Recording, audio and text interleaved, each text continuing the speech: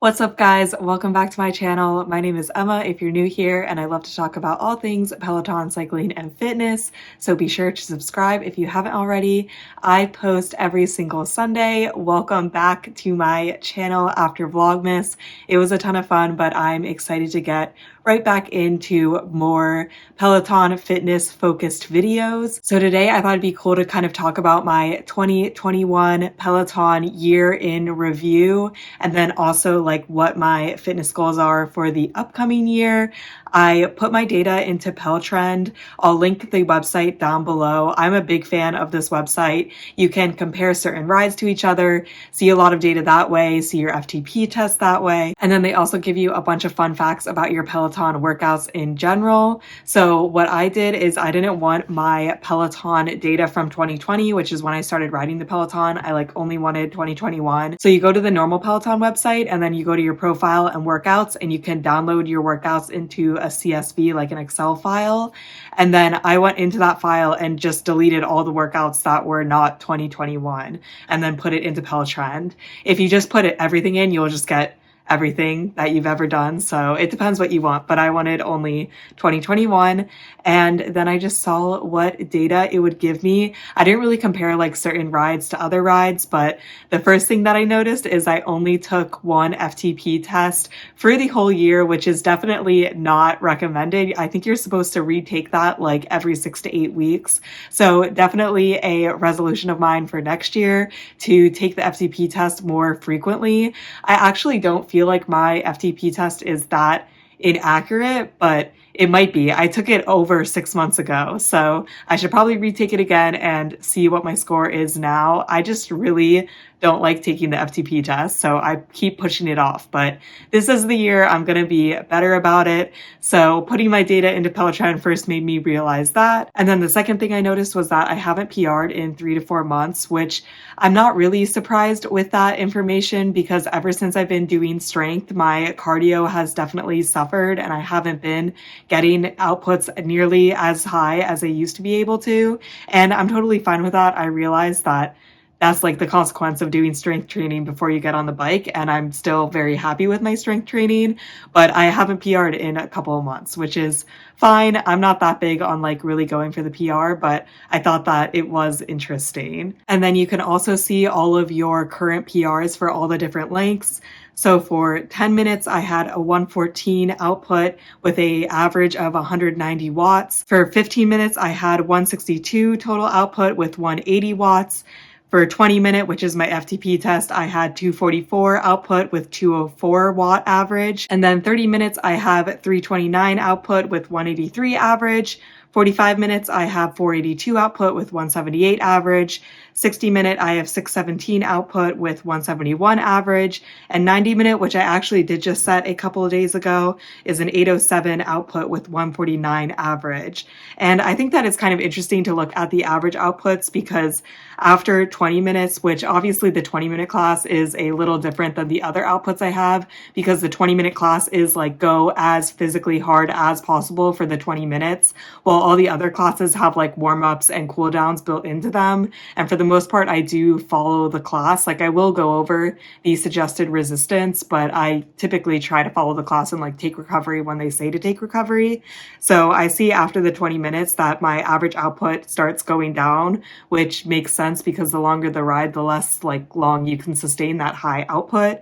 But then for the 10 and 15 minute ride classes, they're actually lower than my 20-minute class. But I think that's because you start to have the warm up and cool down like play a bigger effect into your output because it's like if you're doing a 3-minute warm up for a 15-minute class, that's like 20% of the class is warm up. So I think that's why you see a lower average output. For the next coming year, I don't really have any goals around PR. Honestly, I don't really care or focus on PRs in general just because I'm happy if I get on the bike. Like obviously PRs are nice when they happen, but I'm not that concerned about it when I get on the bike every day. And then on to the more fun statistics.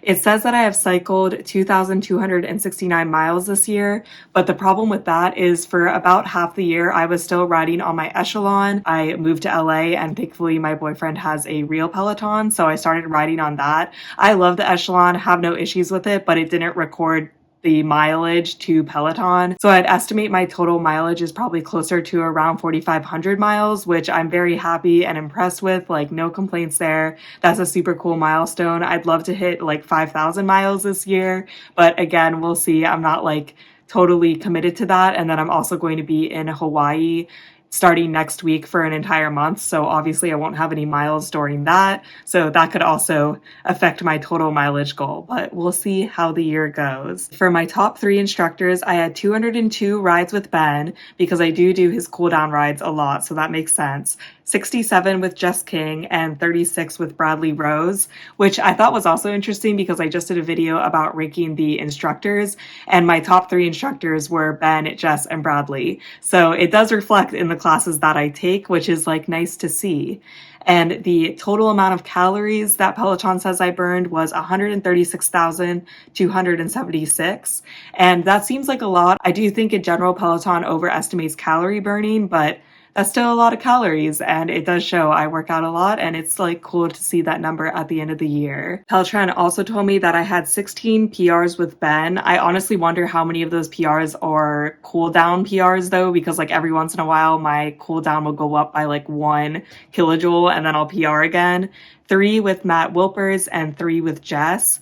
And although I took more classes with Bradley than Matt, usually when I take classes with Matt Wilpers, they're 90-minute power zone rides. So the instructors that I spent the most time with was 44 hours and 55 minutes with Ben, 24 hours and 50 minutes with Jess, and 23 hours and 10 minutes with Matt Wilpers. And I thought this was really interesting. It is crazy because I know that these instructors like don't know who I am and it's just a parasocial relationship, but it is like I spent an entire day with Jess this year taking her classes, almost 2 days with Ben and another day with Matt. So it really does feel like you get to know them very well because you just spend so much time with them. So those were the most interesting statistics I saw from Peloton. I do think it's cool to just kind of plug in your data and like see how far you've come. And I think that it's interesting. It's a lot of fun. I'd highly recommend taking your workout data and putting it in. It might surprise you. It definitely made me reflect that I need to take the FTP test more often. So it was good for me to be like, this is a goal for the next year. And then with Peloton, I finished the annual 2021 with 19.7 thousand minutes. I was so close at the end to hit 20,000, but I just couldn't do it. Or like I could have done it, but then it just wouldn't have been fun. And I never want to like go out of my way to make exercise not fun. Want to keep it like something that I look forward to and enjoy. So I'm still very proud of 19.7 thousand minutes. That's a ton of workout time and it's way more than 2020, way more than 2019. So very proud of myself for reaching this achievement. I am sad that I don't have the 20K badge, but you know, maybe this year. I do have some fitness goals this coming year. I don't really set like, oh, try to run a 7-minute mile or anything like that, or like it's trying to get a certain output, just because I feel like a lot of things can change, circumstances can change. I don't want to like put pressure on myself to reach a goal when it like doesn't really matter, but I do have basically goals around like continuing to show up and continuing to work out. So I definitely want to continue with strength training. I got more into strength training, I'd say like 2 to 3 months ago. And I usually do hardcore on the floor. It's a Facebook group that you can join. A personal trainer, Nicole, makes stacks every single day for an entire month at a time where there's like arm stacks, leg stacks. It's really great. And I have been using it a lot to kind of get into strength training because I've been new. Also, I'd love to join a gym. I'm going to look more into that once we're back from Hawaii, just to do some heavier weight training. I'd love to get that like wide bar and actually do squats with it and like do like heavy squats, like deadlifts, stuff like that. I am really new to all of that. So if you have any recommendations of like YouTubers that I could watch to learn more about it, I would be very interested in getting into it. And I feel like that's kind of like the natural progression. I know a lot of people stick with hardcore, and on the Facebook group, you see people that have like amazing results from it. But I feel like I would be willing to experiment with strength training that was outside of Peloton to see what that was like. I also want to participate in a Power Zone Pack challenge. A couple of you guys have commented saying that you do it and that I should check it out. I've really been enjoying Power Zone lately. Unfortunately, I can't join the challenge that is starting January 3rd because I'm going to Hawaii, so I'll be without a bike for a month.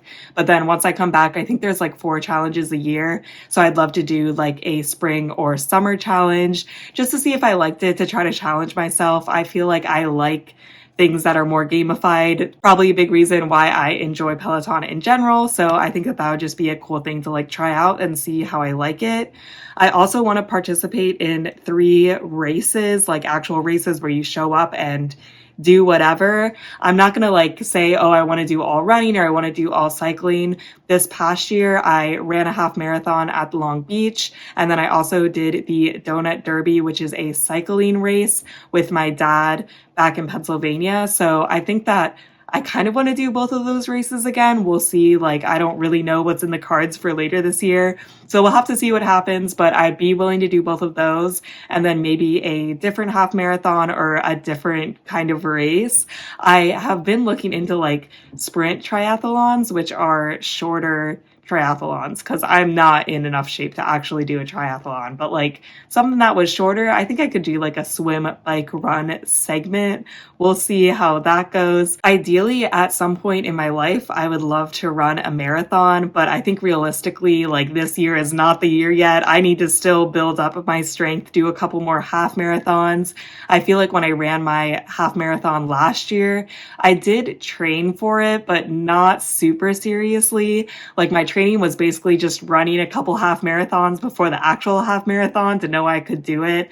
But I know if I like run a marathon that I actually have to like have a training schedule that's pretty legitimate and like hard and stick to it and actually do it over several months. So realistically, I don't think that's in the cards for this year, but I do want to like keep up my long distance stamina and like continue to build on that. So then maybe 2023 or 2024 could be my year for a marathon. I don't know. We'll see. And then the last goal, which I haven't mentioned before, is just to take the FTP test more regularly. Definitely something I need to get better at. It's not my favorite, but you know, you just gotta do it. So those are my fitness goals for this year. Let me know what your fitness goals are. If they're really good, maybe I'll steal them. And then obviously these goals are not like completely set in stone. I really don't know what will happen in the next year. If I learned anything from 2021, it's that you just can never know what to expect. So if something changes, I definitely won't beat myself up about it, but I am excited to go into the new year with a couple things to work towards, especially for the races. I feel like it really helps me to have a reason to train. While for the most part, I just train because I like enjoy it. And then it's also good for you and it's like something to do, but I like building up to something. So I think by like signing up for some more races, that can kind of really get me to my next level of fitness. So that is it for this video, kind of a shorter video than I'm used to, but I'm excited for the next couple weeks of content coming. Get ready for a lot of Hawaii content. Should be a lot of fun. I hope you guys had a fantastic new year, and I hope that you have an amazing 2022, and I'll see you in my next video. Bye!